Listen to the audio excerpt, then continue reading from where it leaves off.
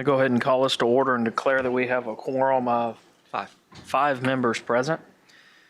Item C, consideration, discussion, possible action related to a management oversight workshop for the CSISD Construction Department. Dr. Ely. Thank you, President Harris, members of the board. Thank you for taking time out of your busy schedules to be here today to take a deep look into construction services in College Station ISD. As you know, we meet twice a year to take deep looks into some of the bigger programs that we have in the school district. This work started with our work as a board and administrative team with the Coalition for Reform of School Systems back in 2010 and 2011. We developed board policy BAA local to do this management oversight process. And of the 6 identified systems to review, this month or this part of the year, the fall, we'll be looking over construction.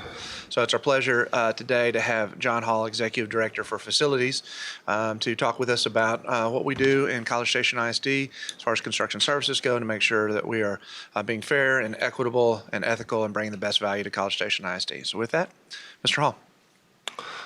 Thank you, Dr. Ely. Mr. Harris. Whoa, that sounded too much. About like that? Okay.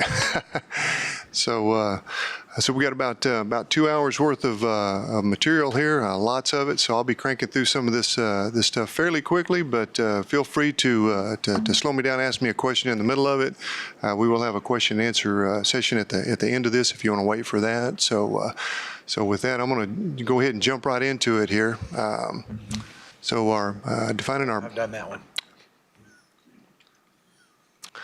So we have some questions that we're looking to answer for each excuse me, of these management oversight workshops. The questions we're looking at answering that you can ask yourself today as we're going through is: are our students, employees, and others safe? Are the district's assets being secure?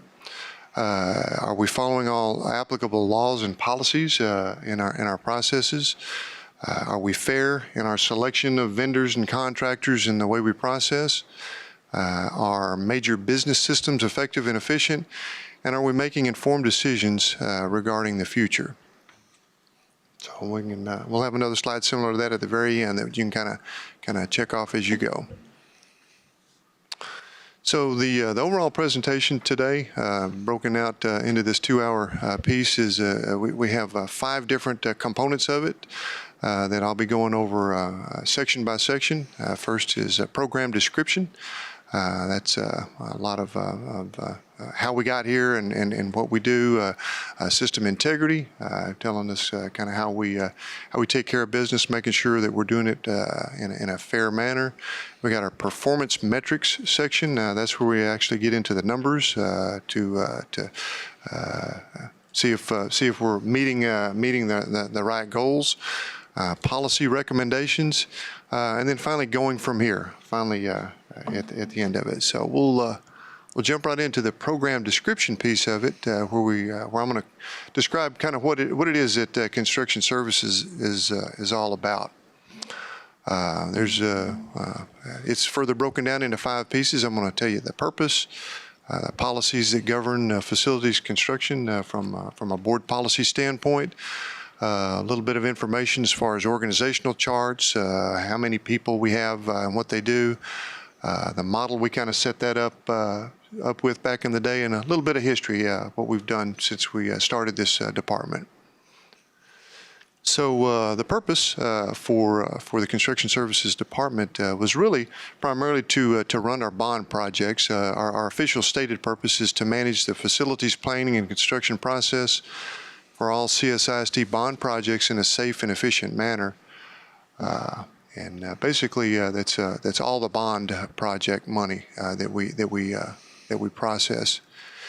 We have board policies that govern our facilities construction. We have a couple of them in board policy CV, and we have legal, local, as well as an exhibit for that, which is very specific to facilities construction. We also have a couple of policies that fall under CVB, both legal and local. That covers our competitive sealed proposals when we process projects in that manner. And then finally, we have policy CVD, legal. That's for covering our construction manager at risk projects, which that's the majority of the big bond projects that we do. These board policies are in place in part to establish to ensure the school district processes the design, construction of bond projects in a fair, legal, ethical, and financially responsible manner. So hopefully we're meeting all of those marks. When we have 4 people grand total in the construction services department. Starts with me. I'm the executive director of facilities. I'm over a couple of other departments as well: maintenance, custodial, grounds. Facilities rental, do a couple other things, but for the purposes of today, we're just talking about construction services. Really, the guy that carries the load primarily for us is Theo Rouse. He's our coordinator of construction services, and he does a lot of our stuff with our architects, with our principals, with our contractors. We were lucky enough to get Paula Aker to come over with us when our previous administrative associate left. We stole her away from special services over here in the central office, and that's been a great pickup for us. Paula's really organized, keeps us straightened out. And finally, we have one construction inspector, Tom Stewart. So really, the construction services department, the entire department, really is made up of only 4 people. Here's what our organizational chart looks like. I'm the executive director of facilities. Paula answers to me and to Theo for all manner of pay application processes and all sorts of documentation that we utilize for the construction process. Theo, of course, is the coordinator of construction services. And up until just recently, we had 2 construction inspectors. We have one of those vacant, and we don't anticipate filling that. But we still have one, and that's Tom Stewart, our construction inspector. And I'll tell you a little bit about what everyone does here in just a minute. So it's important to probably point out the fact that there's a general difference in operations with the way the construction services department processes and really any of the other departments within College Station ISD. And first of all, I should probably say we have our own kind of language and standard processes. It's way different from the K through 12 world. We have our own set of acronyms: RFIs, ASIs, RFPs, PVRs, lots and lots more. It's almost like the military, and that's one thing I was impressed with coming into the K through 12 world is they've got their fair share of acronyms too. I had to learn a few of those along the way, but we have such thing as submittal logs and critical path on the schedule, and we have to work through and get certificates of occupancy. This is we try to remember that a lot of the people in the K through 12 world, they really don't understand all of those terms. So we understand we have to kind of dial that back and explain to those sometimes. But it's really critical for the people in this department that we understand all of the subtleties and the requirements for all of this different language, different semantics, if you will. And so we're really fortunate to have a very experienced staff, especially with Tom Stewart and Theo Rouse. That they've spent a whole career doing this type of work. So we're very fortunate in that respect. Another primary difference in construction services, a lot of people don't understand this, is that construction services is not one of CSISD's permanent operational departments. It just seems like it's been permanent because it's been around for about 12 years because we've been going through a big construction growth swing since I was hired on. But what I mean by it's not a permanent operational department, and that is if bond funding is ever used up, the understanding for everyone who hires into the construction services department is if that ever happens, then the department would eventually be dissolved, and the employees would either leave CSISD, retire, find another job, or get reassigned elsewhere. So we'll see how that process is kind of going forward. But we are looking at that in pretty squarely in the face here fairly soon. The 2015 bond package funds for construction. They're the only ones we have funds left in. We've depleted all our funds from previous bond packages. So once 2015, we get through our CSMS and AMCMS renovations this summer, we're going to be depleted on our bond funds. So we're making plans already for that eventuality. Theo Rouse has already announced his intent to retire, and he's going to be doing that at the end of January 2020. Which will leave us really between me and Paula Aker. We do other things as well for the facilities department, but Tom Stewart would really remain as the final member of our construction services department, and he's our construction inspector. So, but he will be sticking around to oversee the construction of the two middle school renovation projects this summer.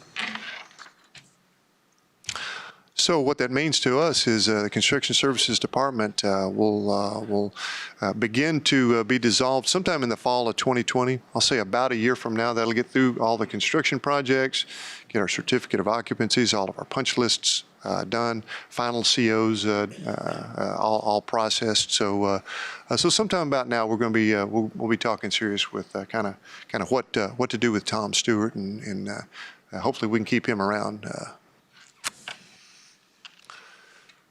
So talking about the model for construction services, here's how it kind of came to be. What we've based the entire department over is an old model used by the Army Corps of Engineers.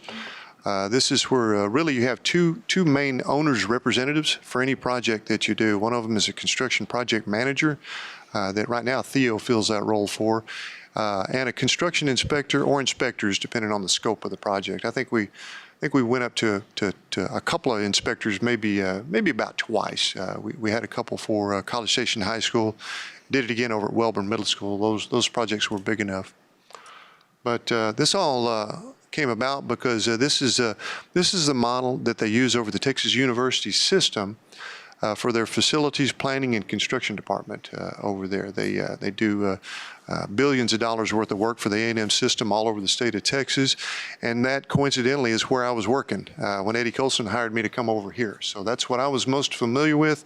I brought that model with me when I came over here to College Station ISD, and so that's the model I followed when setting up our little small construction services office over here, and feel like it's been a really good fit for us for this last dozen or so years. I'm going to jump in here real quick. It really is. When we were back at that time determined how to move forward and setting up owners representation, obviously we didn't have anybody on staff that could do all that's involved with that. So we looked at project managers, doing a third-party project manager. While those I understand when folks do that, and we've got some good folks who do it. Having somebody on staff, Mr. Hall, his construction managers, his inspectors that he's been able to hire as part of our staff has really paid dividends for the school district. It's actually saved us money through not having to go through a project management process too. So I just really want to brag on Mr. Hall and his staff that he's been able to put together over the years. It's been very positive for the district. Thanks, Dr. Ely. So I'll just go through a little brief history. I was hired on in the summer of 2007 to come over. The May right before that, CSISD had just passed a bond package, and they had determined that instead of going out to a program management firm or something like that, outsourcing it, they decided to set up their own construction services department. And I was fortunate enough to get hired to set that up from the beginning. And so I did. Came in. A few months later, I was allowed to pick up an administrative assistant and a construction inspector. So we had a three-person shop for several years until we got into a couple of more bond packages. 2009, it was a little bit bigger. So we've been running pretty lean and mean from the very beginning. When that happened back in 2007, I think the first day I was on the job, I walked in. I didn't even know which office or desk was mine yet. And we walked into the boardroom and started interviewing CM at risk firms, and Pepper Lawson was one of them. And we actually made the selection for them on my first day of work. And it's been a pretty good fit for both of us since. That's all I did until about 2013, and talked to Dr. Ely, and he asked me if I'd be willing to come over and take over the facilities department. My peer over there, who was running the maintenance and operations and the other shops, he was retiring and moving on, so we were able to work that out, and I came over. My one request was, can I bring construction with me? And so he was gracious enough to allow me to bring the construction services with me. Basically, that's when I replaced myself with Theo Rouse to do what I had been doing in the construction services role. So. I do like to share this, just a little feather in our hat for construction services. That is, when I first came over here, the entire inventory of square footage for College Station ISD was 1,344,357 square feet, which Give or take. Give or take, yeah. We dial it in pretty tight there, but what I've been crowing about a lot lately is that as of opening up River Bend, just recently, we have actually overseen the planning and construction of an additional 1,345,000 and some change on top of that. So what we've done is effectively doubled the size of the school district, all the way up to 2,690,129 square feet. So that's kind of something we're proud of, that we've actually doubled the square feet of the school district in 12 years. So going back through our history just a little bit, 2007 bond package.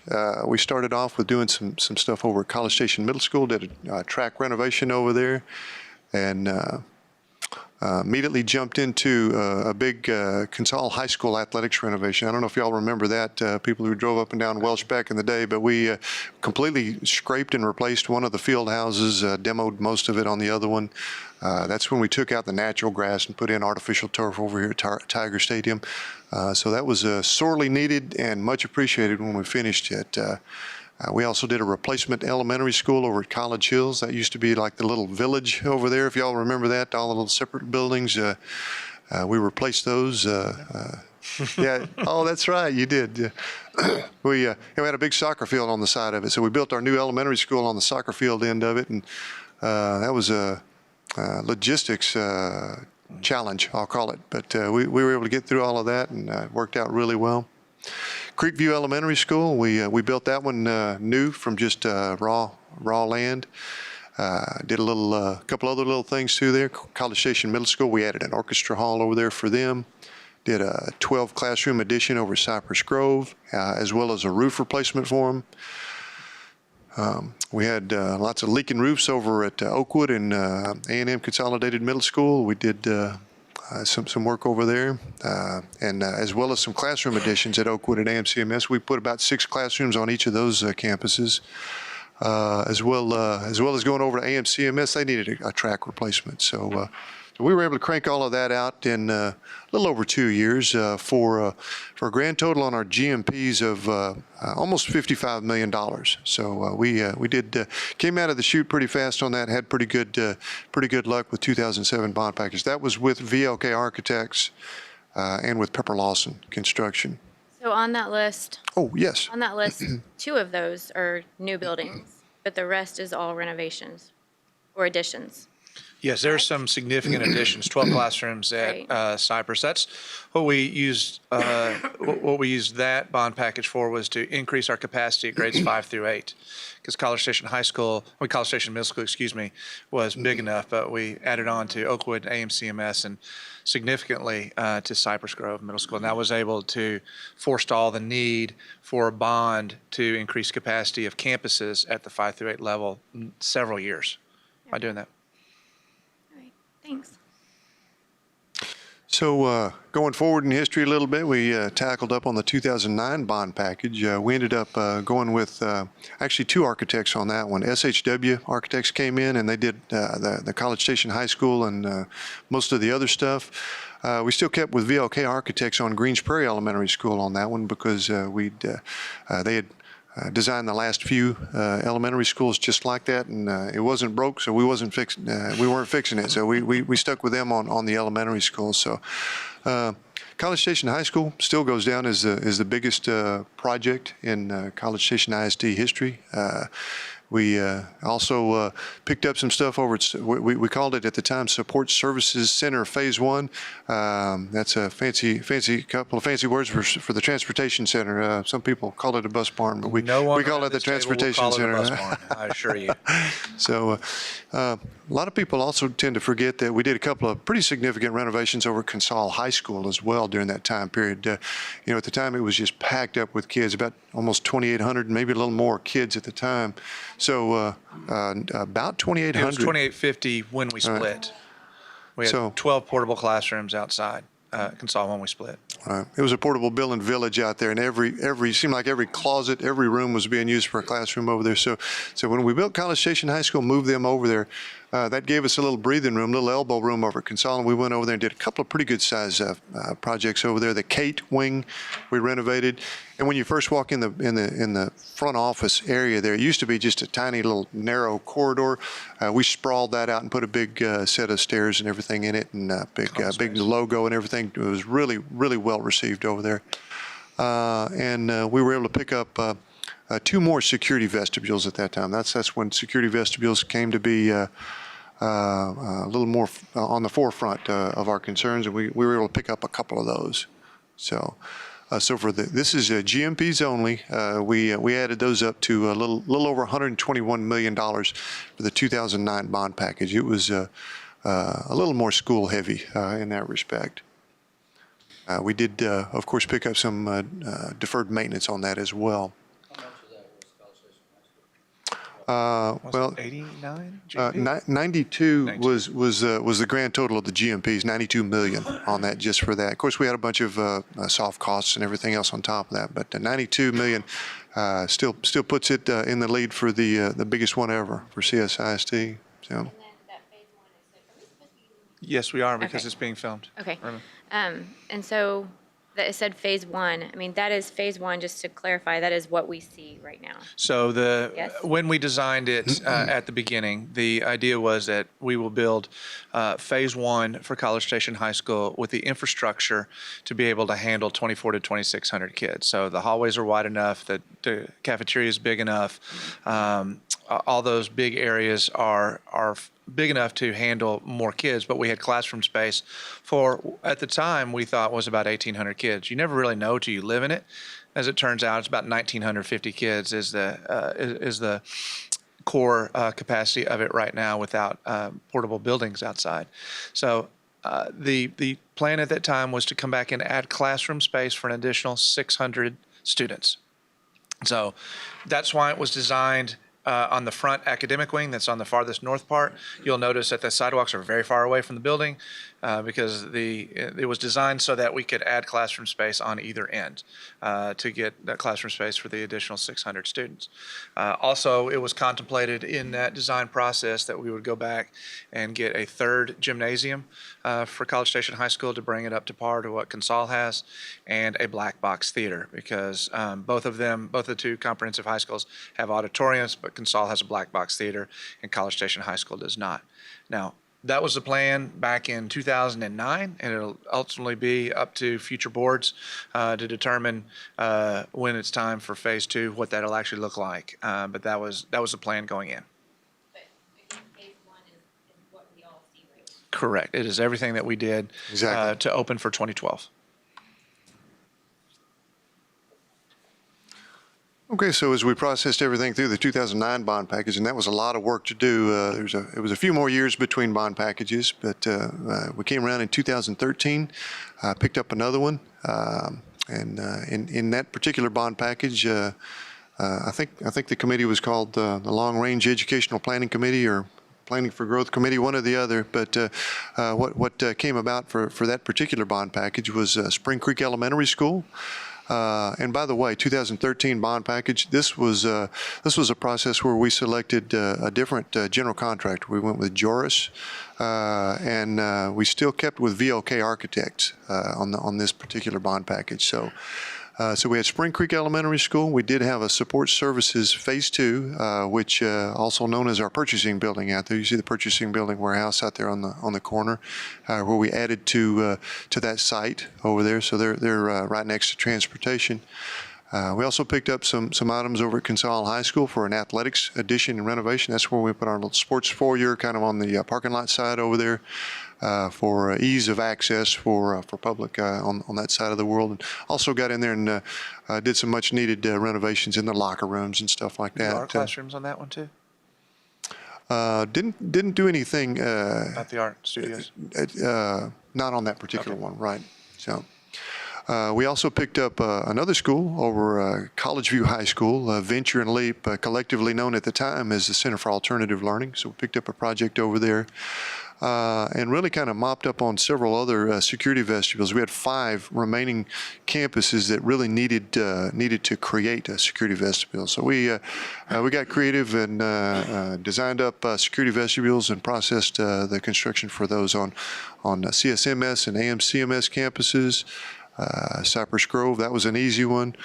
Southwood Valley Elementary School, and not quite as easy. In Pebble Creek Elementary School, we actually had to end up adding an entire principal's office suite for that one to get that one to work the way we intended. So, Hold on. Sorry, we I have also- a lot of questions. sure. So those security vestibules, those were not actually part of the bond package, but they were added on after the bond had passed, right? Am I remembering that correctly? They were They were out of necessity? They were identified as I believe they were they were identified specifically in the 2013 I mean, bond package. that was when I was just starting to get involved with the school district, Right. 2013, 2014. We did have money identified for Pebble Creek, and then when we got into the design and realized it was going to be a little bit bigger, yeah, we had to stretch our budget a little bit and pick up a little bit of deferred maintenance, but not much. I think, didn't that happen maybe some of the early security vestibules where we had leftover money and used it? Like '07 maybe? I had the same recollection, but mine could be a little bit fuzzy. It's been a while. We did It did doesn't save matter. some money on something like Cypress Grove Intermediate School. Their security vestibule was really simple and clean and easy. So we did save some money off of that one that we of course applied Okay. to Pebble Consols Creek. was pretty simple, right. too. So My point in asking was just to say that whenever we saw a need, you found the money. That was the reason I asked. oh yes. So Yes. whenever a need was seen or discovered, the money was found to be able to, and everything else still got completed as well. That was my point. Okay, thank you. True. Well, and for as far as deferred maintenance, yeah, I was going to touch base on this one on this slide. We carried about $12 million in the 2013 bond package just to catch deferred maintenance type items that had kind of stacked up over the past 5 or 6 years prior to that, and so we were able to go through the school district and catch a lot of different projects with that. We did a full brick replacement over at Rock Prairie, a little bit of work in the inside of that. Partial roof replacement over at South Knoll, air conditioning over at South Knoll as well. Consol High School, well, that's where we replaced the old plastic floor over there with a nice wood sports court. We also picked up projects at the Consol High School for the baseball and softball field. I don't know if you remember those. They were very poorly drained.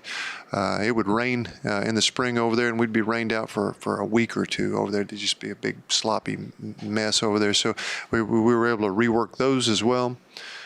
Replaced our track over at the middle school, and just miscellaneous rooftop units, air conditioning units all over the school district as well. So we stretched our deferred maintenance really hard on the 2013 bond package. So all of our GMPs added up to a little over $73 million on that bond package. Which brings us forward into the one we're currently in and getting close to the end of, the 2015 bond package. We went back to Pepper Lawson Construction. They're known as Weber Construction now, but same company. And VLK Architects, and we got all the old familiar faces around the table again, and it's worked out really well. We started off with the Pecan Trail Intermediate School. In fact, on that one, we knew that it was a really sharp increase in enrollments during that, and growth during that time period. We actually had Pecan Trail Intermediate School designed before the bond went out. It's the first time we'd ever done that, so that was an interesting trick we pulled off. November of 2015, it passed, and then we jumped into construction very soon after that because we already had the shelf-ready design for it. So. In the summer 2016, just right after that bond package was passed, we did the locker room replacement or renovations and replacement additions at the middle school, AMCMS. Did a little work across the street over there as well for Oakwood. We've accomplished the Welborn Middle School project, which is the second biggest project in CSISD history. Out there in a cow pasture out there in Welborn, we really had to work that one from scratch. Riverbend Elementary School, of course, that's the one we just finished up here recently and got it opened up for school just a few months ago. We also had about a little over $5 million in deferred maintenance for several other projects around the school district that we've been trying to pick up as we can too. We picked up some updated finishes over at Pebble Creek Elementary School. For those of you who've been by the valley, you've seen us over there. We did the cafeteria area, redid our brick over there, reworked some stuff in the art rooms and fine arts area. South Knoll Elementary School, we've picked up a couple of rounds over there that y'all are familiar with. It took us 2 summers to get all the stuff on that one. Consol High School, being the oldest big school we've had, we just continue to have to replace those old air conditioning units over there, but got them pretty comfortable and happy over there for at least for the meantime. Cypress Grove and Oakwood intermediate schools, we were able to pick up these flexible learning spaces, if y'all remember talking about those. Those are kind of where we take out some of the classroom space, open it up a little bit and give them big whiteboard, white marker walls and stuff like that so they can do all kinds of stuff. Middle schools, we did renovations phase 1 this past summer. Of course, we're going to do phase 2 the next summer, but that's where last summer we got in there and did all the public areas, the corridors, and a lot of that, replaced a lot of the colors and stuff like that. So, but we have a miscellaneous other projects all across the district. We've really stretched that money out. And at AMCMS and CSMS, we did the flexible instructional spaces as well. Exactly, yeah. And so, And by the way, those, oh, sorry. I'm just gonna have a comment all the time. Sure. And by the way, those schools, for anyone that hasn't been, those schools look like brand new schools when you walk inside. CSMS and AMCMS, they really and truly do. They look like brand new schools. They're totally different from last year, I think. Thank you. So. Thanks. We've had fun with our principals over there with graphics and stuff like that to kind of get the new mascots and stuff like that shining bright for everybody when they walk in the door. So with that, with those 4 bond packages that we've been part of, those are the numbers again. Here's how they add up. It's a grand total of over $375 million worth of just GMPs for projects. So in 12 years, that's cranking a lot of money through the system and putting a lot of square footage and acreage on the ground out there. Well, when you double your square footage. Exactly. So now I did add the soft costs beyond that. That's a little over $63 million. Soft costs account for such things as architect's fees, and we've got, I gave myself a cheat sheet so I wouldn't forget here. Technology, we pick up the technology, furniture, fixtures, and equipment, construction materials testing, test and error balance. But a lot of times on our projects, we'll contribute to the city infrastructure costs. You'll see those sometimes when I bring those in on the memos to you. That's when they do a road project right next to one of our schools, and we'll typically contribute a couple $100,000 sometimes on those. Relocation, project contingency, we've got lots of stuff there, but grand total over the years has been a little over $63 million for that. So it's been a lot of money processing through the business office for this one. So the next major section of the presentation is going to be our section on system integrity, to make sure we're doing things the right way. And so I'd like to include this slide just as a general overview to kind of get us started, get our minds in the right place on this one. And that is, this is something we very much believe in the Construction Services Department. That's that we hold each other mutually accountable to a very high standard of ethics in our department. We're constantly checking with each other and making sure that this is all legal and ethical and proper and passes the smell test and passes the optics tests and all the other tests we can think of to make sure that what we're doing seems and is proper. We are transparent in our processes and open and honest in our communications. We've been lots and lots of audits and all sorts of activities where we've had to go back and pull our documentation, put it on the table, and it's always clean, easy to find, put it on the table, and answers the questions right away. So, and this third bullet is particularly important to me. We jealously protect the good reputation that CSISD currently has in the industry. We've noticed over the years that the really good contractors really love to bid on our projects. They know they're going to make money. They know they're going to be treated fairly. They know the project is going to be well organized. And so because of that, we have a good reputation and we get good numbers on bid day as a result. So that all is very important to our overall game. So we do have a couple of selections that we require the board to participate in when we go forth for any bond package. There are three big processes that we go through kind of to get us off and running for any of these. One of them is the selection of the construction delivery model for bond projects. Typically what we'll do is use a construction manager at risk process, which is included in our board policy. As well as on smaller projects, we'll use competitive sealed proposals. And so I'll get into a little more detail on some of those in just a minute, but that's a big piece that the board helps us to decide as we go through. So it's been a few years since we've done that, but we go through all of the construction delivery models that are available to us through the Texas Government Code. We have consistently come back to construction manager at risk, but we look at CM agent, job order contract, request for bid, all the others. But construction manager at risk has met our needs in the past. As far as getting everybody to the table when we're going to talk about architectural firms and general contractors. And then competitive seal proposals on some of our smaller ones as well are ones we've added. But anytime we go into contemplating construction, even before bonds are sold, we get the board around the table and say, here are our options and here's our recommendation for what we think brings the best value to the school district. And I would like to add, on all three of these selection processes, legally speaking, we would be okay to just make a decision and go with that. But we want to be as transparent and open and honest as we can with everything. And so we bring that whole process out. We go through the process each time and ask that the board participate in that as well. So second bullet there is selection of architectural firms. We go through a process called an RFQ, which stands for Request for Qualifications process. And what that means is you don't ask for pricing. You ask for qualifications. So professional firms and professional engineers and architects, that's actually by law. We can't ask them what their fees would be ahead of time. And so they go through a process called RFQ.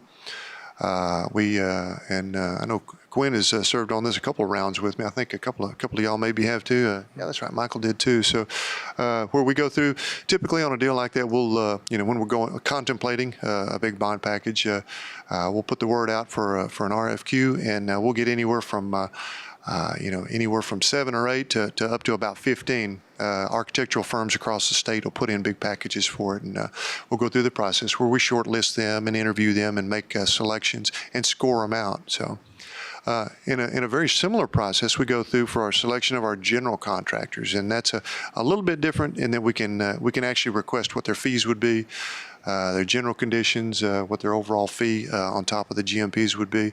That's called an RFP process, request for proposals. And once again, it's a very similar process where we get all of our all of our submittals, and we go through a shortlist process, go through an interview process, and very carefully score it out. So One of the reasons we go through this process as meticulously as we always do is a lot of times we'll have people who cry foul. They'll say, "Hey, we should have been picked and didn't, and why weren't we?" And Mr. Glenwinkle will get a information request and that sort of thing. And so far, we've had everything so well documented, put it on the table, and it's so clean, and it makes such perfect sense in all of our scoring and everything that it's really quick and to resolve any issues like that. So one of the reasons we're so careful about that process. And so in the same way, every time we go into construction, we do the construction delivery model. We do this every time. So College Station ISD doesn't have an architecture firm. We have architecture firms for the 2013 bond and for the 2015 bond project. But whenever we go again, we'll go through that same process and have it fair and open for anybody who wants to submit. Same thing for general contractors. So we don't have the district's general contractor. We have those for our bond projects. So I think it's very important for everybody to know we start from scratch every time we contemplate a significant bond and building project, even going all the way back to what meets our best needs for a construction delivery model for where we are right now. I want to weigh in on that. That's one thing I've always appreciated, because people having faith in the way we do our business is so important. And through the years, I think it's a shockingly high percentage of that I've been a part of. It's shocking. One thing I've never heard is any type of allegation of kickbacks or inappropriate use of funds. I mean, people may say, "Why aren't you building an auditorium?" or something like that. I did that for Dr. Ely's benefit. But at no point has the integrity of the process been questioned. And I really do appreciate that. And I know that you all are very intentional about that, and that has paid dividends. So thank you for that. Thank you. Well, thank you for saying that. That's probably the primary focus we have and always has been. So I'll just touch base. We've touched on them a little bit, but I'll just dig in a little bit on our couple of different delivery methods that we use. Of course, we've got lots of different options, but the one we've typically used for overall for these bond projects is construction manager at risk. And that's where we're a construction manager at risk firm, CMAR. You'll see that seen a lot, another one of our acronyms we love to use, hired by the school district to be our general contractor for a given amount of projects. And typically, given amount of projects is the entire bond package that we're looking at. So for any particular project, here's how it works. Our firm, which typically has been Pepper Lawson, we've used another one too, but they'll give us what's called a guaranteed maximum price, or a GMP, that they'll give us for a project. And what that means is the cost should not exceed this amount. They'll give us a GMP, and basically they're guaranteeing that they're going to give us that project for no more than that cost. That would be absolute maximum cost for us. If the cost ever did go through some crazy sequence of events, go over budget for that for any number of reasons, the CM at risk would absorb that cost out of their own fee because that's where the at risk comes in for the CM at risk. It's probably important to note that this actually has happened a time or two. With Pepper Lawson in particular, one project over at College Station High School, they had an electrical subcontractor that we had on board with us completely go bankrupt in the middle of the project. And so they bit the bullet, paid for the extra cost, and it cost them some money too, and didn't cost us an extra penny. And so it's important to note, because that's a big thing. One of the big reasons we go with CM at risk, and you really have to have a lot of trust that these people are going to back it up when it goes ugly, and they have. So.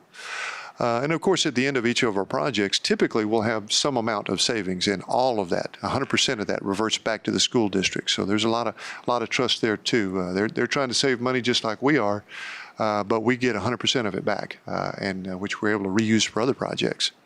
And typically, the construction manager at risk is really best suited for the bigger, more complex projects, the ones that are great big, which have a little more tendency to push and pull on scope a little bit during the process and stuff like that. So we also use something called competitive sealed proposal, or a CSP. And it's a little more typical for a general contractor arrangement on smaller projects. I'll say anything in the range of less than $1 million, generally speaking. It's really best suited for the smaller, well-defined projects. But generally speaking, what that is you have a set of drawings, and if you add anything above and beyond what's in your drawings or your specifications, then you really have to negotiate a revision for that and pay them a little extra to do that, and that would be fair to do so in those projects. So that's why we don't use it as much, but we do use it for smaller, well-defined projects. For instance, if we're going to replace a big piece of air conditioning equipment on a building or something, that's pretty clear. You know you're going to replace that, and that's it. And so you get a price for that. You go through a CSP, and it's pretty clean and fast on our part. So I want to get into our supervision process just a little bit, so you can kind of get a feel for how it is that we supervise all of this stuff that's going on all around us. It's just kind of some days it feels like a circus around us, and we've got so many different moving parts to it. But in a word, contracts. We've got all of these different contracts. Some of them are in the form of CM at risk contract with our general contractor. We have contracts in place for our architectural firms that are very particular about how much they get paid for everything. CSP projects. We go through other things. We don't have necessarily a contract, but what acts for a contract for us is a purchase order, and it's the same thing legally speaking. We have all of our terms and conditions in our purchase orders. We do those for construction material testing firms, test and error balance firms, vendors for when we're about to buy millions of dollars worth of furniture for a couple of different projects. We'll go through that process with them as well.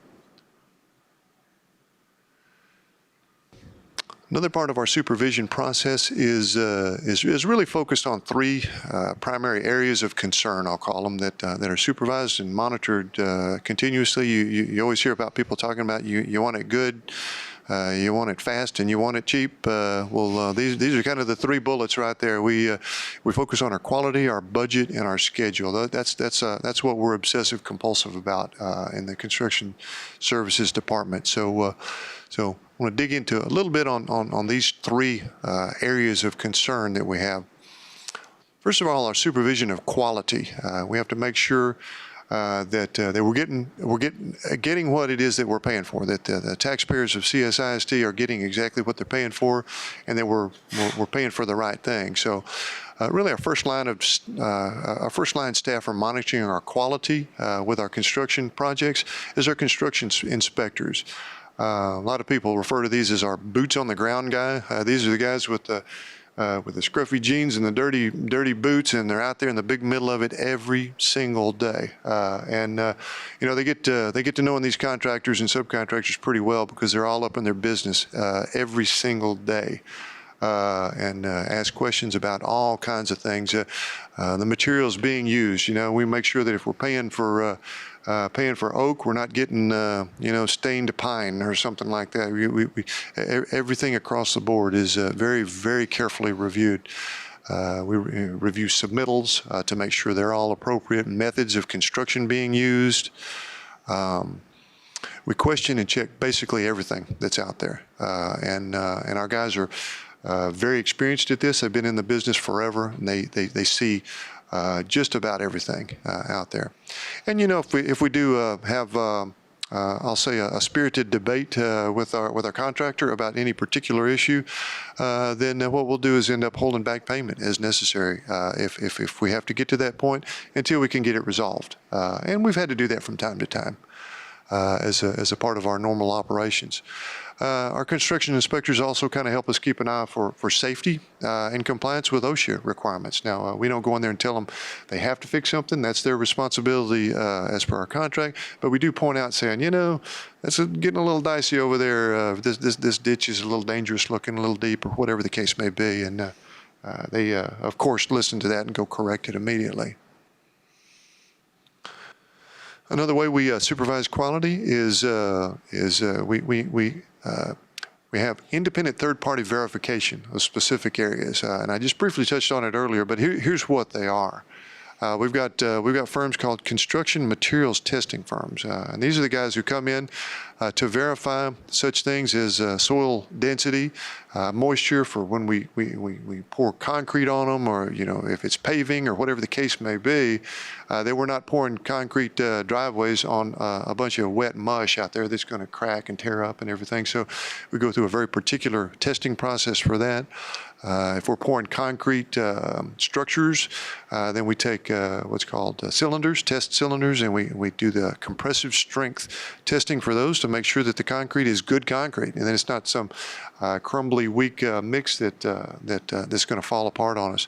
And we do such things as structural steel inspection as well, make sure all the bolts are in place and torqued up like they ought to be, so that so there's no issues there. Also, for test and air balance, we go through and check to make sure that our air conditioning design is properly in place, and we don't have too much air going in one room and not enough in another, and freezing people out in one room as people are getting hot in another, as Geraldine puts his jacket on. So maybe we need to come back and take another peek at that one, come to think of it. So yeah. But that is something we process as an independent third party. That prevents our contractor or our subcontractors from skewing those results one way or the other. So whenever we do a renovation project for an existing project, we have environmental consultants get involved. Believe it or not, we still have a little bit of asbestos on some of our older schools out there, under some old VCT floors and around some insulation for some piping and stuff like that. So in this case, we get environmental consultants to come in and help us out with our asbestos or mold abatement design and monitoring process that's legally required for all of that.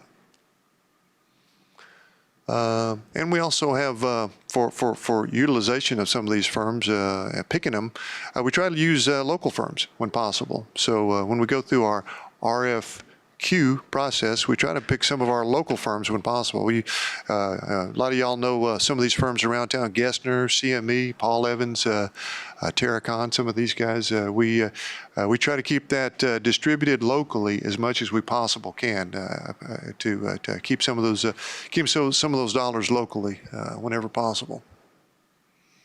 So again, that gets us through the quality piece of it. Next piece of the puzzle really we want to look at is how we go about supervising the budget. Of course, that's the dollars. How do we keep the dollars from getting away for us? And it really starts at the beginning of the process with establishing a budget during the bond planning for each project. When we're looking at, well, how much do we think if we go for a bond this November, how much is an elementary school going to cost for us on this particular piece of property or something like that? And we'll get some good feedback from not only our architects, but we also we're one of the few school districts who process in this manner. What we do is we get our CM at risk contractor involved way early in the planning process. No offense to any architects out there, but we feel like the contractors have a little better tune to the cost estimates. So that's worked out really well for us. They've given us very, very accurate numbers over the years. But then, of course, that budget is tracked, assuming we pass the bond package and we get that moving forward. That budget is tracked and the scope of the work verified as some key points during the design process. That way we don't let our eyes get away from us and a little term called scope creep get in the way, where you start adding a few too many bells and whistles and too many gold-plated this or that to get out of our budget. So we catch that during construction design, construction phase, detailed design, even all the way back at original concepts, to make sure we're not getting out of hand with anything. And then, of course, the final judgment day is bid day. Hopefully, if we've done our job right, we won't have any big, ugly surprises on bid day when the actual numbers come in. So that's how we get it off and running. Now, once we give a GMP to a contractor, a Pepper Lawson, or whoever it may be, we have them break down that GMP. For instance, if we have a project that's $20 million, we have every dollar of that broken down into very specific categories in small enough detail that we can't really argue with them. And typically that'll be down to about $100,000 or less.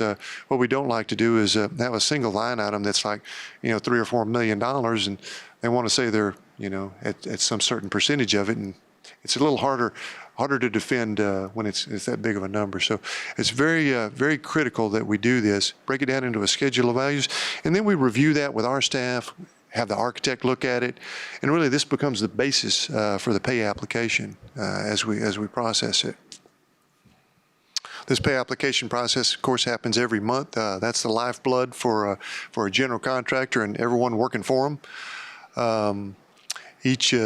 Each piece of the work is included as a percentage of the work. For instance, if you were doing electrical in Area C that you're all roughed in, well, that's a small enough detail that we know you can walk around. Our inspector can go around and say, no, they're not quite that high percentage. We need to dial that back a little bit and make so that they don't get ahead of us on anything.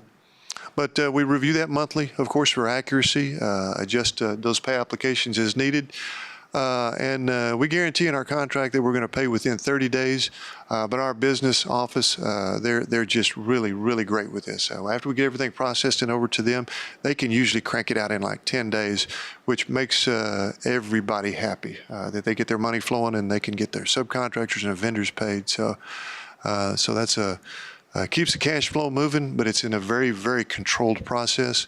And of course, just as a reminder, we hold 5% retainage until the end of a project. So in case we discover any issues late in the process, it's not too late to fix them. We still have their attention with 5% retainage. So this is just kind of a slide of what a typical pay application front sheet looks like. We have the ability to look at a glance what the original contract sum was, how much we've paid them already, how much we owe them this time, how much is being withheld for retainage. All of those numbers are at a glance. And then, of course, we've got anywhere from about 20 to 200 pages behind it that gives us all of the detail we need. And you can see all the signatures scribbled all over the front of the thing. We have a lot of people looking at this. So by the time it gets to our business office, it's been combed over pretty tightly every month. So. And this is back in the schedule values. Once again, you can see all of these columns. The column on the left, the scheduled value right there, that's the column that adds up to the overall GMP. And then from that, it breaks down all the way to the right, how much we've paid them already, how much they're asking for that particular month, and on and on. So we have every way to analyze these numbers back and forth. Is this to make sure that basically we have the amount of school we've paid for? So like if we've paid for 2/3 of a school and there's a problem, that we have about 2/3 of a school there? That's exactly right. That's a big picture. That's exactly right. But down on more of a micro level, every one of these line items is prevents that. So it's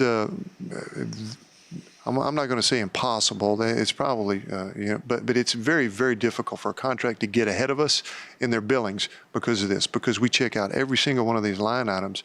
If they're claiming they have, in some wing of the building, they've got 75% of the metal studs installed in an area, and we walk through and it only looks like about 50 to 60%, we'll dial that back on the pay application and not agree to pay that much.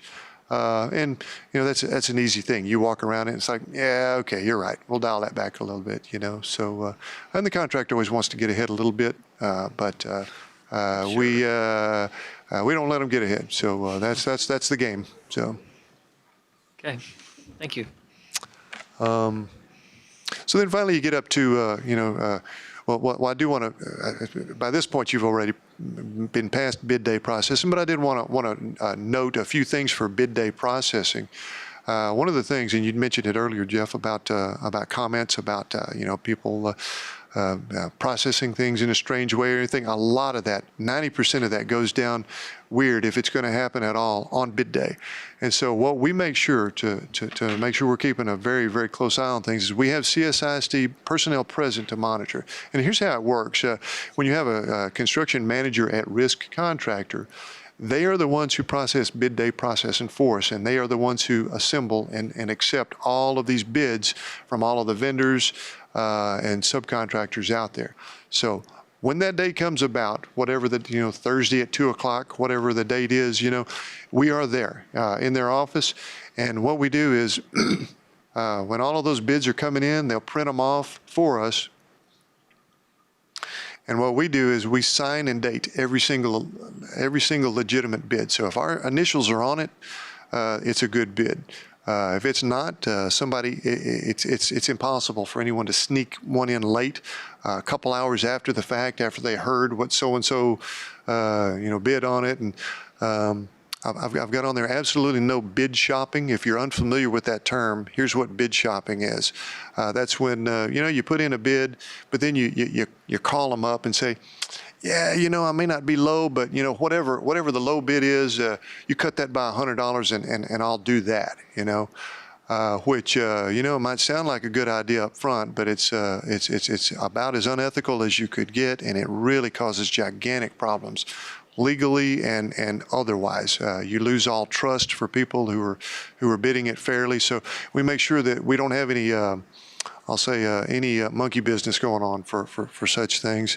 And then, of course, at the end of the bid day and for a couple days afterwards, we review everything to make sure we're getting the best value for the district for determining the ultimate list of subcontractors and vendors. And what I mean by that is occasionally you'll get a real problem subcontractor that is a trouble. And they'll be screaming low. They may be 30 or 40%, 50% lower than anyone else. And you got a cluster of other ones that are pretty tightly grouped. And reputation is that they're going to just wear you out on some sort of change order game, always asking for extras and stuff like that. So we carefully analyze and make the determination of what would be the best value for the district for such situations. So we got quality and budget. Now the last piece that we very carefully supervise is the schedule, and of course that's the time piece of the equation. We've got how it's supposed to work, and then we have how it sometimes actually works. But I'll say how it's supposed to work is for any particular project is our CM at risk contractor. They give us a construction schedule as the project commences for use as a baseline. And basically everything we do dials back to when we're going to finish, right? It's going to be, it needs to be ready by about the end of July for when school starts. So that we'll have just a couple of weeks to get everybody moved in, furniture, that sort of thing. So they'll provide us that as a baseline, and then what we do is we review that every single month along with the pay application. We review to see how they're tracking on the schedule.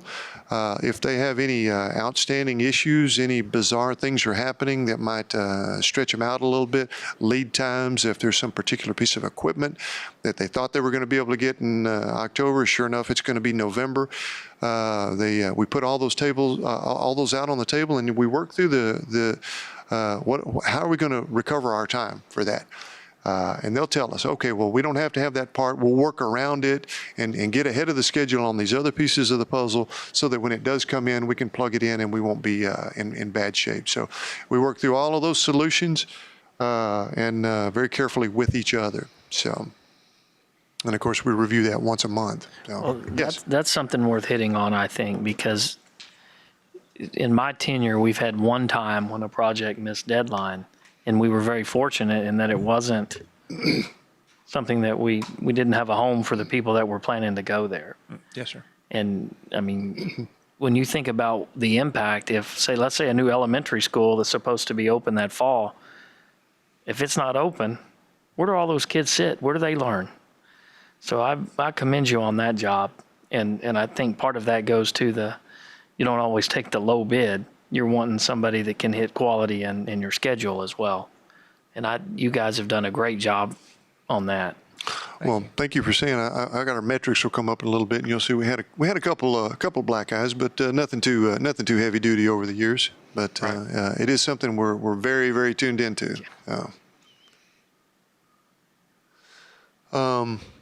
Well, speaking to that, thank you for that fine segue. We've actually had a couple. So CSISD, we did have a perfect record that I used to crow about until about the summer of 2014. We were doing the 2013 bond package, and that's the project we had Joris Construction selected.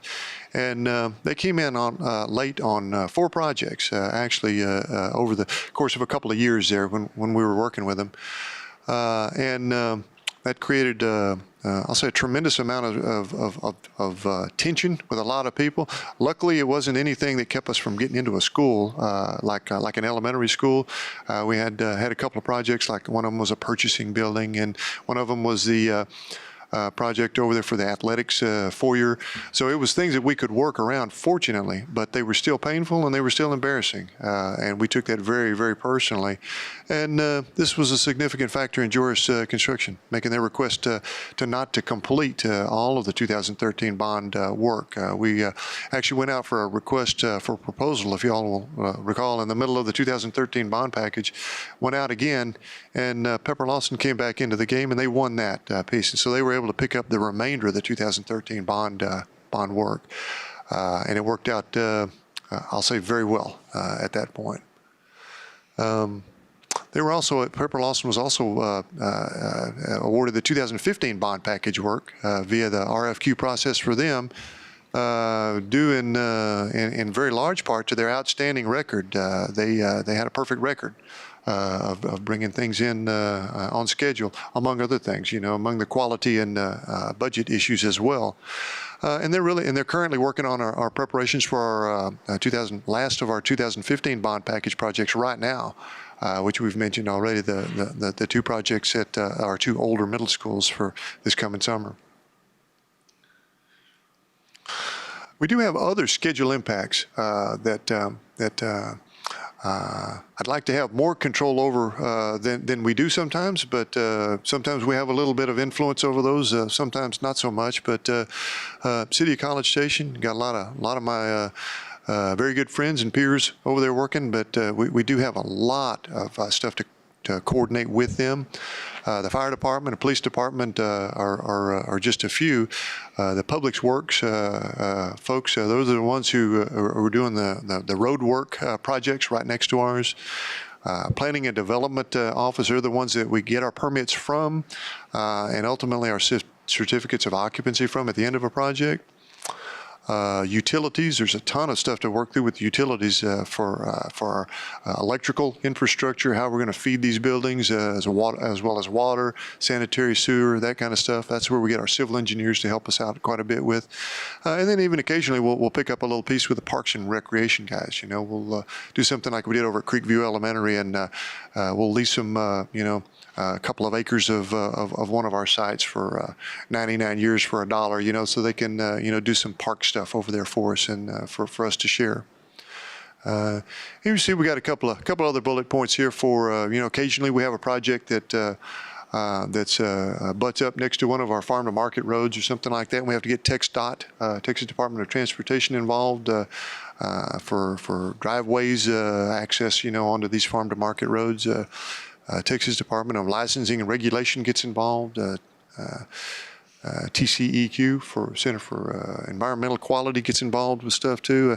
And then lately for BTU and Wellborn Water, they've been getting into the game a little bit too as we get out on that south side of town. We've been doing stuff over there. They some of their utilities come to play.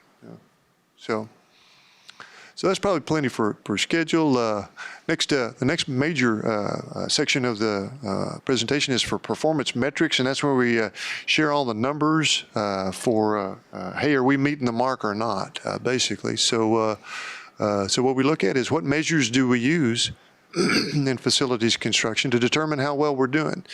What we attempt to do is to develop the metrics, what seems to be a reasonable metric for any particular area.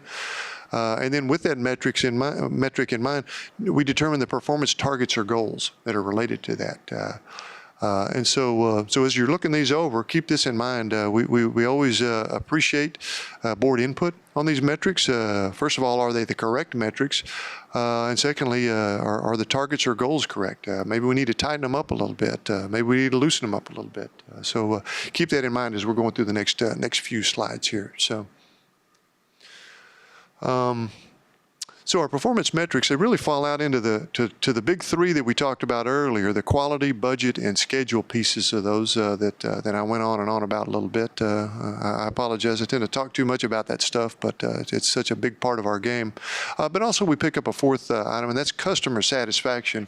You can kill it on all the first three, but if you don't hit the mark for customer satisfaction, we've missed the mark. So we need to make sure that our principals, our directors, whoever it is, that our end users are, that they're happy and satisfied that the process went correctly too. So we'll start off with the construction metrics and say, okay, so we were looking at quality, and we had quite a conversation about, well, what is it that we determine that will determine quality or not, and for all the different things we kicked around, we said, warranty items seem to kind of fall into place for that. If it's a good high quality project, you have fewer warranty items. If you have lesser quality, you're going to have more warranty items, and so that made sense as a starting point. But then we've got to looking at, so okay, what if you have a $5 million project as opposed to a $92 million project, So it's like, well, we need to probably assign some sort of unit basis on it. So long and short of it is we came up with warranty items per $1 million worth of projects. Seemed to be a pretty good marker for us. And what we've used as a goal is no more than 4 warranty items per $1 million worth of projects. And so if y'all have been involved in some projects out there, you understand probably that only 4 more warranty items on a single $1 million worth of work is that's pretty tight. That's pretty high quality. I would consider anyway. But so here's how we played out for that. Agreed, Quinn?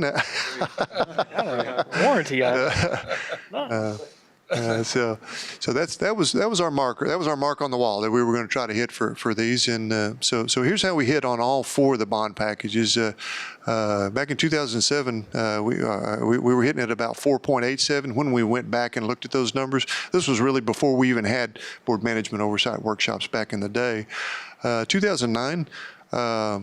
We did quite a bit better. We only had 0.51. I think part of that was because that big old expensive high school that we did, that everything came in really, really cleanly on that. We were really fortunate to have a super high level of quality on that project. So 2013 came back around. It seemed like that was a little more reasonable on the level we were hitting, which is about 3.55.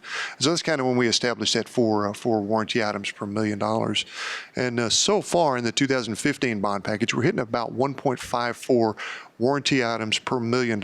So we've got our quality clicking pretty well right now for these projects. So for our metrics for budget, we picked a couple of different metrics to chase on that one. The first one seemed like the low-hanging fruit that we couldn't resist putting in there as a metric, and that is what is the percentage of projects completed within the GMP budget and total project budget. In other words, are we coming back to the school board and asking for any more money to get to the finish line on any of our projects? And our goal, of course, is 100% completion within the GMP budget, and then 100% completion also for all the other stuff that goes along with that, all of those soft costs. So here's how we have worked on that so far. We've got a perfect record on that. It's all the way since back to 2007, that original bond package. I've never had to come in here with my hat in my hand with a red face and ask y'all for more money to get me to the finish line on the project. Thank you for that. I'd like to claim it's skill and brains and all that kind of stuff, but there's a certain amount of luck that goes into that as well. But we've got a lot of good people working cooperatively together, and the 100% for the total project budget, that's not all within my control either. A lot of that is furniture purchasing, technology. So I gotta say my hats off to David Hutchison and Mark Pantel back in the day for several of these too, and a lot of other people who have purchased a lot of stuff as well to keep, and we've all managed to stay within budget. So. Another metric we thought that first part of the budget didn't quite do the whole story, so we picked up a little bit more with this, and that is what is the cost to the district? A kind of industry standard out there is a percentage of the GMP budgets for having a construction services department to manage these school bond projects, and that's a lot of words. Here's what it means. How do we compare up if we were going out for like a program management firm to do that? If we were to outsource this someone else, which their percentages for what we provide is significantly more. So our goal is we didn't want to go any more than 2% of our GMP budgets overall. Once again, considering that program management firms I'm going to say for comparable service, it would hit about 7%. So you can find lower percentages, but their services are a lot less than what we provide too. So here's how we came up with those numbers. The total costs for our construction services department for the entire time it's existed from 2007 until now, the grand sum total is $3,587,645. That catches payrolls. When we had a little portable building out there, when we were on College Station High School, all in, that's how much it has cost CSISD for construction services department to exist right there. So less than $4 million. That's not bad for 12 years worth of work there. So now the number we have to compare that to get our calculations is that's the total GMP number that I gave y'all earlier for the grand sum total. So for over $375 million worth of work we put on the ground and opened up for school, a little less than $4 million to process it all. So going a step further to work the math out, you take those costs and you divide it by the GMPs, and we're hitting less than 1% of our GMPs for all of the services that we bring to the table. And so I would say, and I'm just in parentheses as a reminder, that's the number we were looking for. That's less than our 2% goal. I would say at this point, if y'all would even want to consider that, we could probably even tighten that up and say, why don't we call it less than a 1% goal? Because we've been hitting pretty well all these years so far. But just food for thought. So now, I couldn't resist putting just a little more information in there, since it's good news. I'm only human here. So project management firms typically charge up to 7%. Of the GMP cost. So in case you're calculating that on the back of the envelope, I'll help you out here. That's $26,266,108. That's the number that would have been spent instead of the $3.5 million. So you can see that's quite a bit more that the school district has not paid for. In fact, here's how much it is: $22,678,463 that we've been able to put back into the game. So, in rough numbers, that's nearly enough for a whole elementary school. So as you can see, I'm very proud of that number. Those dollars have been plugged back into any number of things back in our schools and on our campuses, and roof replacements and air conditioning replacements, and on and on and on. So in reality, that roughly $4 million that the district has spent, the difference between that is It's 22 million. That's the difference. That's the difference. We would have paid 26. We paid a little less than 4. The difference is 22.7. that money would have came out of bond funds, whereas our department is not coming out of bond funds. That's correct. That's correct. We did not pay a program management firm that much money, and so we've been able to use that much money to plug right back into our campuses. And then the district itself paid for the construction management department. The construction services department is paid for 100% out of bond funds. Okay. And that's why they don't exist after bond funds are used up. Yeah, it's not CSISD, and it is, but it us, isn't. yes. But it's 100% out of bond funds. So I didn't confuse that issue, did I? Okay, no. yeah, gotcha. Okay. So Gotcha. one of the things Mr. Hall said is it went back into the CSISD program. It's important for everybody to know that it goes back to the CSISD bond program. So it's not being used for other things, for other needs. It's being used for Exactly. only for projects that were identified for that bond. Mostly it's used for deferred maintenance, but it could be for some of those other projects that we had in there. One of the reasons I wanted to bring that up is we talked about this program going away in the fall of 2020. I didn't want people to go out there and think, hey, the school district's going to have another $1 or $2 million for able to this spend. program for savings. That's the reason I brought that up. Right. Thank you. Right. Yeah, that is a great point. Yeah, we don't use it for anything other than bond stuff when we have savings that come out of it. So, excuse me.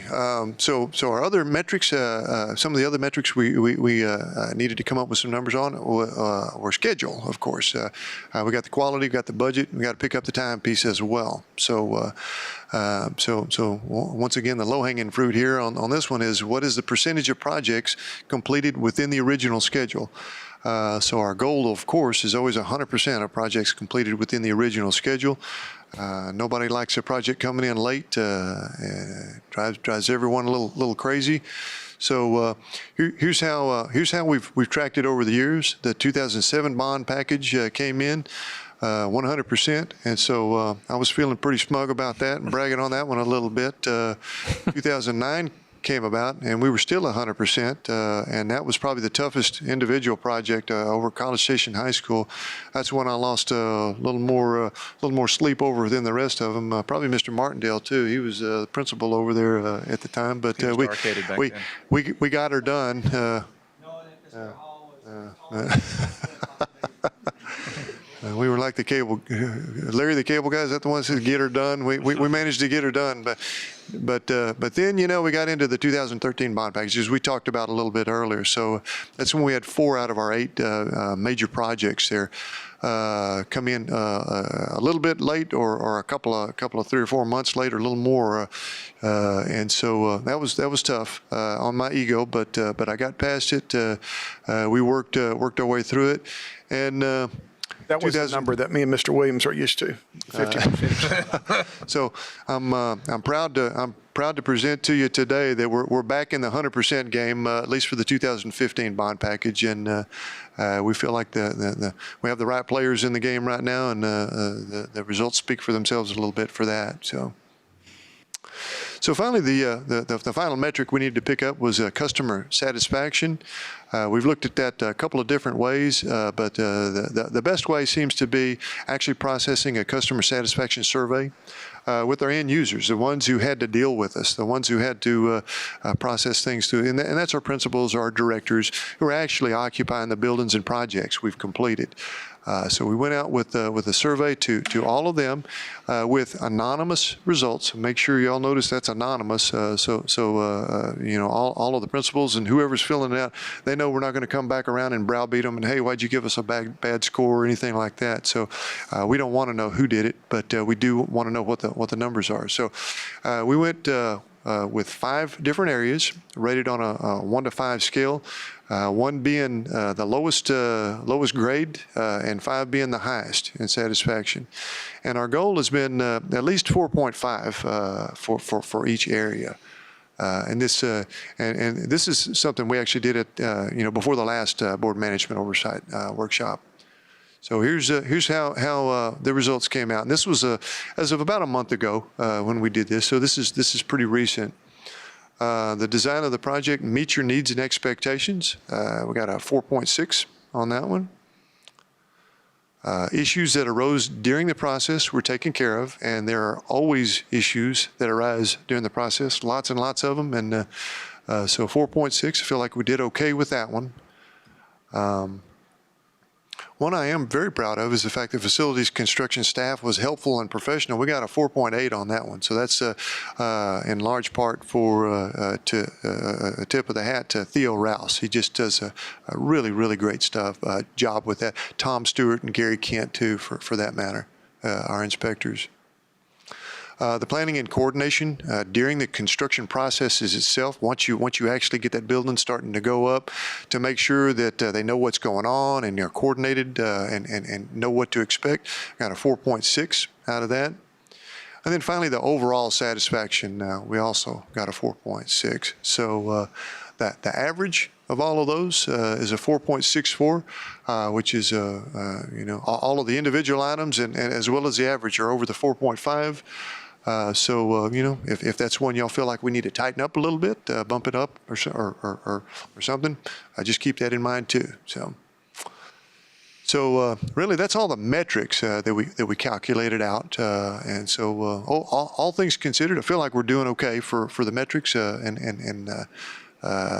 far as our overall performance level. So can we stop Yes, here sir. and ask Yes, if sir. there's any feedback on the metrics, or is there something else that we should be considering maybe that we won't have a discussion about? I got one question in regards to the elementary schools. So we've used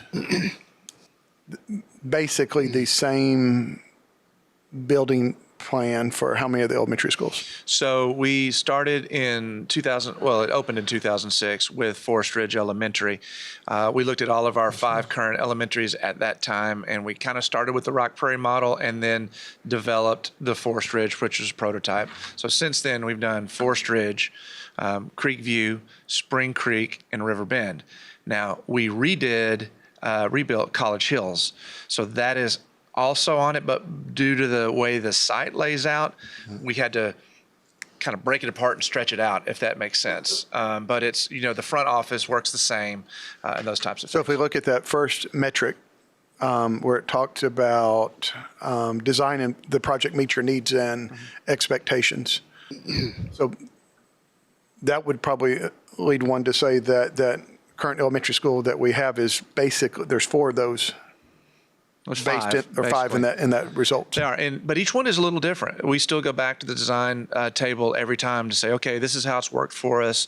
These are things that's happening technology-wise. These are things that's happening in the construction and elementary schools across the nation. Are there any, changes that we want to make? And so with River Bend, this was the first time that we have the individual pods with all of the grade levels, but instead of having the pod and the walkway straight through, we kind of offset the pod from the walkway, so now people can kind of walk through and you can still have people in there.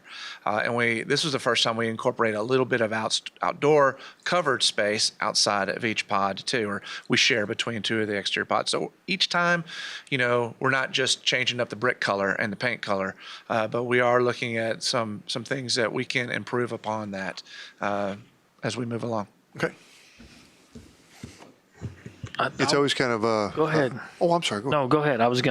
She had a comment. Well, I'm just thinking through some stuff. So, and I'm strictly thinking of the teachers here. So when these renovations happen at our campuses, and they're amazing renovations, and I as a parent appreciate them, but how disruptive is that to the teachers? I mean, I know sometimes they've had to be out like the day after school gets out, and what kind of help support do they have getting their classrooms question. packed up? I'm glad to answer that. That's another one we get really involved with. If we didn't, I'm afraid it'd be 3 weeks into the summer before we could tackle up on it. So here's what we do. We have, sometimes you'll see a line item called relocation services included in the soft costs. What we do is we provide all of the cardboard boxes and tape and labels and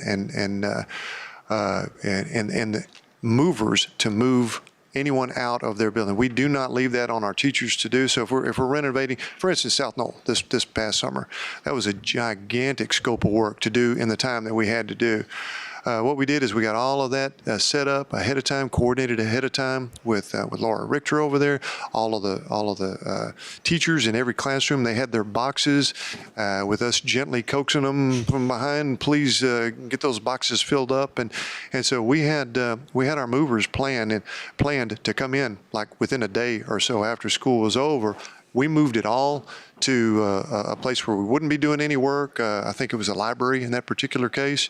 Some of it into the gym over there, and then we just tackled it like gangbusters on the rest of the building, and then we moved all of their stuff back in at the very end of the summer, just as they came back in, so they could get all their rooms all set up. So we really minimize the stress and the strain on the teachers and on the principal by doing that. And it's been, and we just started doing that from the very beginning, and it works. It's a win-win. It works for them, and wins. It's a work for us too, because we don't have to stress out over whether they're ever going to get out of that classroom and all of those boxes of stuff and old couches and all of the stuff that gets us crazy. So, yeah. Well, Any before you other go, thoughts yeah. on the metrics? Oh, yes, sir. I can tell you how I kind of looked at it and kind of my general impression. I mean, that we would get our weekly construction updates. Number one and number two, I always looked at, are we within budget and are we on time? And that's the bottom line to me from a board perspective. That's what I really cared about. Quality, I mean, my metric is, do we need to hear about it? If we do, it's a problem. If not, kudos, you did it. I mean, just the overall view from the board, that was it. And I mean, I hate to break it down and make it quite that simple, but I mean, the reality for me, hey, it's great. And that means y'all were doing a great job, because we got to talk about things like educational programs and what can we do, timing and things like that. And we didn't have to worry about what's the school going to be ready. I mean, I can, in almost 10 years, think of one time we were cutting it really close. I remember not too long ago, but I mean, we knew that going in as well. We did. I think, and everything happened in the right place. And then those things I mentioned in the past, I mean, I think we all kind of had a good understanding of what was going on there, and I think we were very fortunate in that it wasn't that disruptive. I mean, the things you can't happen have happened if you're at the board level, and I guess I'm looking around to see who was at that case study for that CRS training that we went through. There were school districts that didn't use the same construction model we did, and they get about 2/3 of the way done with a school and run out of money. Well, that's one thing to say, come ask the school board for more money. Well, guess what we have to turn around and do? Go ask the voters, the taxpayers, for more money. Well, in that case study, guess what the voters said? No. So it is a huge problem. I mean, that's something from a board standpoint that can't happen. And that never has happened. So thank you for that. And then the other thing that to me is on the can't happen list is like we talked about in elementary school. I mean, if you have schools starting in August, or I guess I haven't seen the new calendar, it could be late July this year. Sorry, that's snarky, I guess. But, Stop it. I hear you. I mean, right. Yeah, I bet you do from a construction standpoint. Yeah, your window's getting shorter and shorter. I mean, that's a very real deadline that would cause system-wide problems if we don't have classrooms for kids to meet in, because, I mean, I don't even want to start thinking through all the issues that teachers and staff would have to deal with, and how, I mean, we start getting to, well, how do we make sure the kids are there, and how does that start affecting our funding? I mean, it has a ripple effect that, again, that's just, we can't have. And kudos, we have not had that. So those key things y'all are doing, I mean, they don't show up as line item metrics, but they're the game-changing things. And I mean, to me, you should put those on there. I mean, you do have 100% and get a check mark, because those are the things that we truly have to avoid, and you have. So I just wanted to give you that perspective from somebody who sat here and looked at construction through a slightly different lens than those of you who are in it do. And the reality is, I didn't have to worry about it really for 9.5 years, and that to me is the bottom line. Go ahead. I just had a question, if you don't mind, going Sure. back to the, you got the guaranteed maximum price. So, and then you got the schedule that we also have under contract with those folks. Do they have liquidated damages if they don't meet the schedule? We talked a lot about that, and even got our attorney involved with that in some of these, and ultimately we decided not to put liquidated damages in there. And the primary reason is they're so hard to prove up after the fact. How do you prove how much it costs you for not being able to open an elementary school in time and get all the kids in? That goes off the charts, is what it costs you. But as far as hard dollars, it starts to getting into, it's much more difficult to prove up in a court of law. So we, that goes all the way back to the Mike Ball days, when we kind of negotiated through the first round with Pepper Lawson at that time. But there is definitely a level of trust between CSISD and our contractor, and if it didn't exist, you wouldn't be able to get there at all. And but we typically don't do the So when liquidated damages. Joris came in behind on all 4 of those projects, that bond season, there was no monetary compensation for. We have retainage.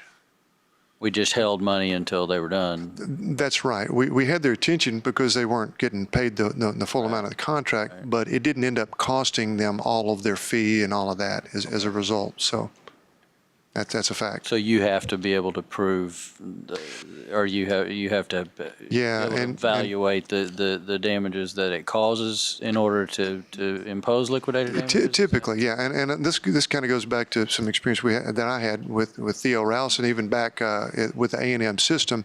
It's an easy thing to put liquidated damages of $500 a day or $1,000 a day or whatever the case may be in the contract, but then afterwards, proving that up, you have to actually prove that that's how much money it costs you as an owner, and that's what turns into more of a legal battle than anything. Okay. It's not just as simple as saying, okay, you were, 20 days late, it's going to cost you 20 times $1,000, $20,000, something like that. It's not that easy from a legal standpoint. So, anyway, that's how we've processed. So far, it's worked with a couple of notable exceptions, but Just curious.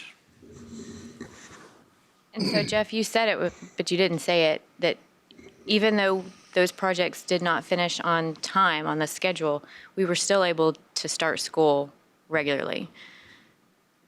Right, yeah, those projects were, I just want to make I sure. don't want to say add-ons, but a couple of them quite literally One were was a add-ons. renovation to the high school, which was a gym foyer, so we could certainly have school around that. One of them was the purchasing center, so we still had one while working. So if it comes in a Right. couple months late, that's really not a And problem. then the It big didn't one, impact College students. View, but we still had Center for Timber. Alternative Learning. Is Yeah, that we what still had call it? Timber. Right, still had it. So, I mean, it was bad. And quite frankly, I mean, some of the worst thing, which you're talking about trying to calculate in terms of dollar amount, I mean, you'll recall we had some community sentiment that was dealing with equity among schools. Well, some of these projects that seem to drag on and show up piecemeal and lights weren't working and things like that were in some of those impacted areas. And that really had a negative, just based on the timing. If that had happened, today, it wouldn't be quite the same issue as it was in, was it 2013, I think, Yes, sir. somewhere in there? Around in there. 14, 15, right? Okay, yeah. So, I mean, that kind of impact was there and was a problem, but not like we didn't have a place for kids to go sit and learn how to read and do math. Okay, so going forward from here, we've got just a couple more slides here. Monitoring and reporting.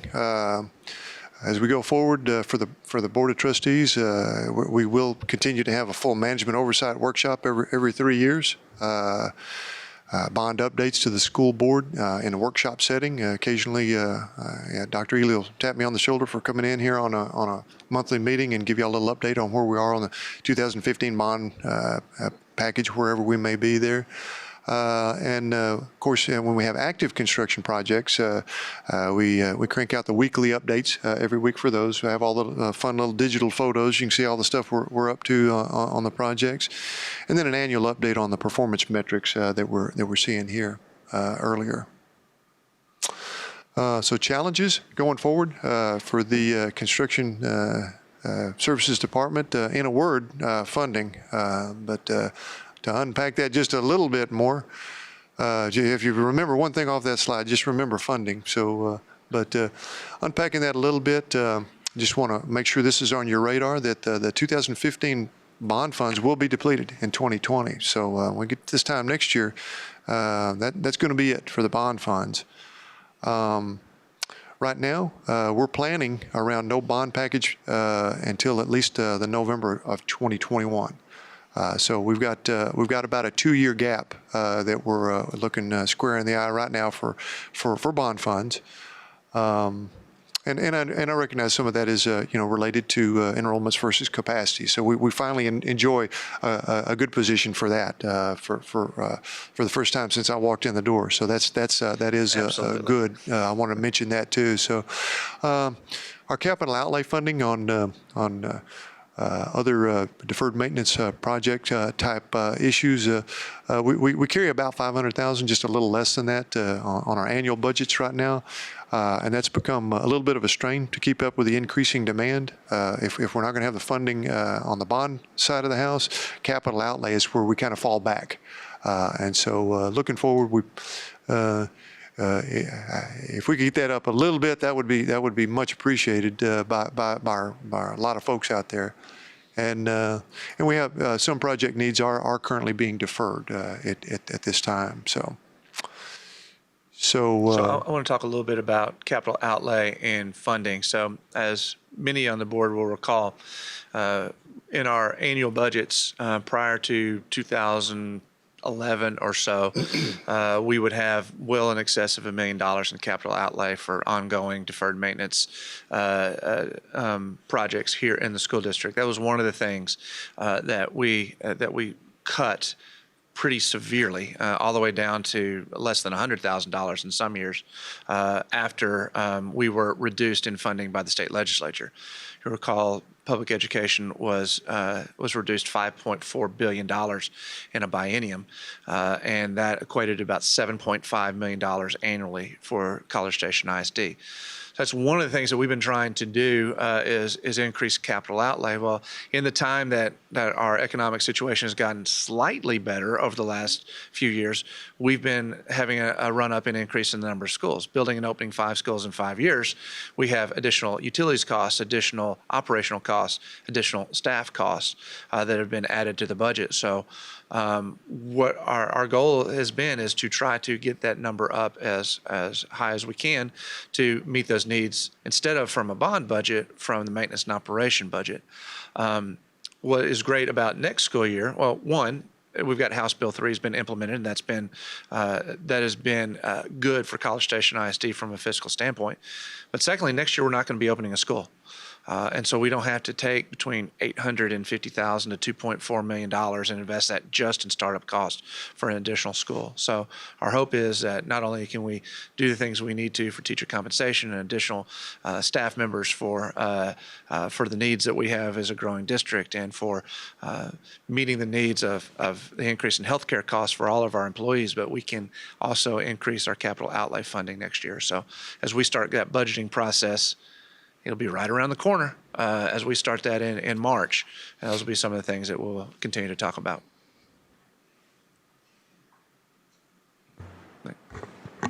Okay. So in conclusion, Mr. Harris, you're more than welcome to come back for those. Yeah. I will expect to see that line. I'll check on the videos, make sure that's more you. Okay. So in conclusion, the questions we were asking you as a board to consider at the beginning of this presentation: are students, employees, and others safe? Are the district's assets secure? Are we following all laws and policies? Are we fair in our processes? Are major business systems effective and efficient? And are we making informed decision regarding the future? I would just, I'd leave that to y'all to determine what the answers are. And hopefully we scored out okay with you today. But I'll just open, that concludes my formal presentation. We kind of open it up for questions and comments from here. That's pictures pre-OSHA. Everyone in College Station High School? Yeah, that was Theo in the middle there, looking at the pay app or something, probably. Yeah. Wow. Thank you very much for that. Any other questions, comments? I know everyone raised them as we went along. Well, I would just like to say, I just want to thank John Hall and his entire department, all four strong. But, he's had a number of other people who've worked with him over the last few years. From 2007 to 2019 to double the amount of square footage is incredible to have that done, and done as effectively and efficiently and with quality instructional facilities for our students. It doesn't just happen. It happens because of leadership, and it happens because of Mr. Hall's leadership.